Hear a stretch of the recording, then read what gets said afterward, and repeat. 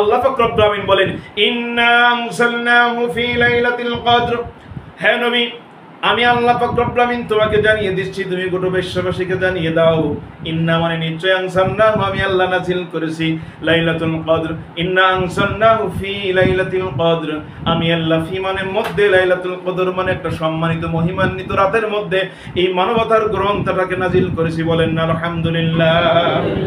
এই মানবতার গ্রন্থ কখন নাযিল হয়েছে? কখন নাযিল হয়েছে? লাইলাতুল কদরের রাতে নাযিল হয়েছে। ওই রাতে লাইলাতুল কদরে এই কোরআনুল কারীম নাযিল হওয়ার কারণে আল্লাহ পাক রব্বুল আমিন ওই রাতটাকে এত মহিমান্বিত করলেন। 1000 মাস ইবাদত করলে, 1000 মাস ইবাদত করলে, 1000 মাস ইবাদত করলে যেই সওয়াব হয়, যেই সম্মান হয়, যেই কল্যাণ হয়, যেই ফজিলত হয়, ওই ফজিলত বান্দাকে দিয়ে দিবেন। কোন আলহামদুলিল্লাহ।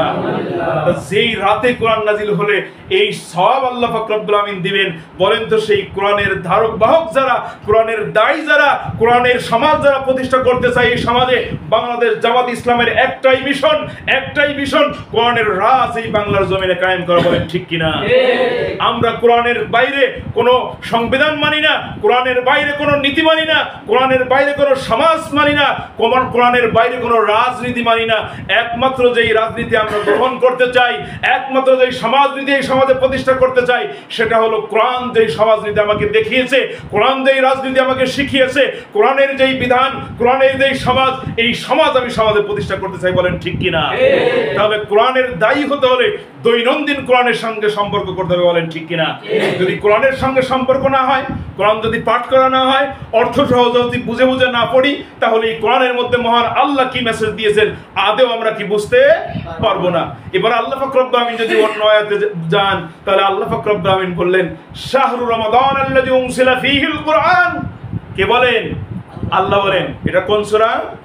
সূরা আল বাকারা। কোন সূরা? সূরা আল বাকারা 185 নম্বর আয়াত। কত নম্বর আয়াত? 185 নম্বর আয়াত।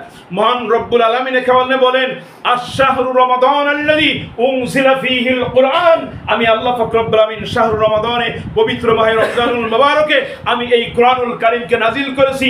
এটা এই জন্য নাযিল করেছি, আমি আল্লাহ পাক রব্বুল আমিন শাহরু রমাদান আল্লাযী উনজিলা ফীহিল কুরআন হুদাল লিন-নাসি ওয়া বায়িনাতিন মিনাল হুদা ওয়াল ফুরকান। আমি আল্লাহ পাক রব্বুল আমিন প্রত্যেকটা মানুষের জন্য হিদায়াতের যত মাধ্যম, যত পথ, যত মত আছে এই কোরআনের মধ্যে লিপিবদ্ধ করে দিয়েছি। বলেন আলহামদুলিল্লাহ। কে বলেন?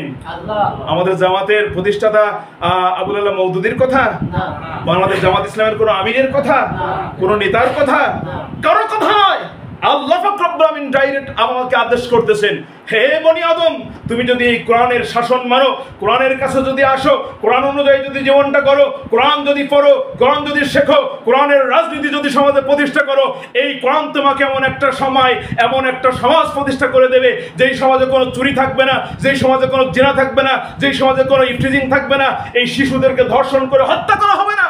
এই কোরআন না থাকার কারণে আজকে চুরি, ডাকাতি, হত্যা, জেনা, ব্যভিচার, রাহাজানি, হানাহানি, খুনোখুনি, শুধু কোরআনের শাসন না থাকার কারণে। বলেন ঠিক কিনা? তাহলে আমরা যারা আজকে কোরআনের দায়ী হতে চাই, আমরা দায়ী হতে চাই না? আমরা দায়ী হতে চাই না? কোরআনের একটা কথা মানুষের কাছে পৌঁছে দিতে চাই না? কোরআন অনুযায়ী সমাজ গঠন করতে চাই না? যদি তাই চাই, এই রমজানুল মুবারক থেকে, আজকের এই মহিমান্বিত রমজানুল মুবারক থেকে আমার আপনাকে কি করতে হবে? শপথ নিতে হবে। শুধু শপথ নয়, মনের ঐকান্তিক ভালোবাসা থেকে এবং হৃদয়ের গহীন থেকে এই ইচ্ছা আমাকে নিয়ে, এই ইচ্ছা নিয়ে আমাকে কি করতে হবে? মনটাকে নিজেকে তৈরি করতে হবে। এই টেন্ডেন্সি মাথায় নিয়ে আমাকে সমাজের মধ্যে ঘুরতে হবে যে আমি এই সমাজে একটা আয়াত হলেও মানুষকে কি করব? দাওয়াত দেব। আমি নিজে কোরআন অনুযায়ী জীবনযাপন করব, আমার স্ত্রীকে করাবো, আমার ছেলেকে করাবো, আমার মেয়েকে করাবো, আমার ভাইকে করাবো, আমার যত পড়শি আছে তাদের কাছে কোরআনের দাওয়াত পৌঁছে দেব, এবং আমার যত সমাজে যত লোক আছে তাদের কাছে কোরআনের দাওয়াত পৌঁছে দেব। আমি একলা না করি, সংঘবদ্ধভাবে যেই জামাতটা কাজ করে ওই জামাতকে আমি সর্বাত্মক সহযোগিতা করবো। বলেন ঠিক কিনা? বাংলাদেশ জামাত ইসলামী কি কোরআনের বাইরে কোনো সমাজ প্রতিষ্ঠা করতে চায়? কোনো মতাদর্শ আছে আমাদের? কোনো মতাদর্শ আছে? নেতা কর্মীরা টাকা পয়সা কামিয়ে গাড়ি বাড়ি বিলিয়ন ট্রিলিয়ন টাকা পয়সার মালিক হয়েছে এমন কোন নজির আছে বাংলাদেশ জামাত ইসলামের? কিচ্ছু নাই।